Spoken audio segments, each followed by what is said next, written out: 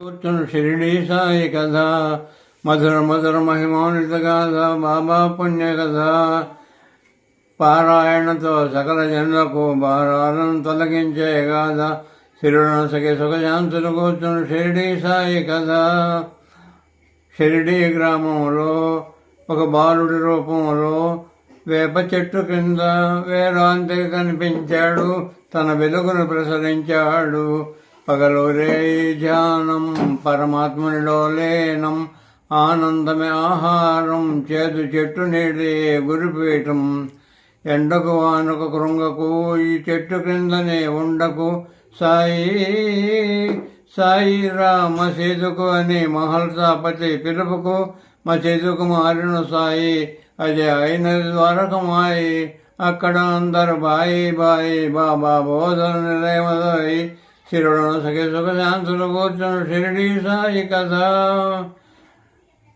Quran Bible గీత ఒకటిని కులమత భేదం వద్దని, గాలి వానను ఒక క్షణమున ఆపే, ఉడికే అన్నం చేతితో కలిపే, రాతి గుండెలను గుడులను చేసి నీటి దీపములు వెలిగించే, పచ్చి కుండలో నీటిని తెచ్చి పూల మొక్కలకు పోసి, లెండి వనమును పెంచి మధ్యలో అఖండ జ్యోతిని వెలిగించే, కప్పకు పాముకు స్నేహం కలిపి బల్లి భాషకు అర్థం తెలిపే, ఆర్తుల రోగాలను హరించే, భక్తుల బాధలు తాను భరించే, ప్రేమ సహనము రెండు వైపులా ఉన్న నాణ్యమును దక్షిణాడిగే, మరణం జీవికి మార్పులు తెలిపి మరణించి తను మరలా బ్రతికే.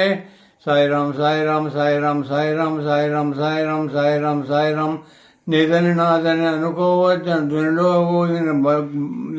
ఊదిన ముక్తిగనిచ్చి, భక్తి వెల్లువల జీవన ఘోషణ తావడి ఉత్సవమై సాగగా, మంగళహారతలు అందుకొని కలిపాపాలను కడుకగా, సకల దేవతా స్వరూపుడై వేద శాస్త్రములకు అతీతుడై, సద్గురువై జగద్గురువై సత్యం చాటన దత్తాత్రేయుడై భక్తుని ప్రాణం రక్షించుటకై, జీవన సాచర్య అది చాటన తన ఇటుక రాయి తుటలోని పగలగా, పరిపూర్ణుడై గురు పూర్ణిమై భక్తుల మనసును చిరంజీవి శరీర సీమలు అందనజేసి, దేహం విడిచను సాయి సమాధేయను సాయి.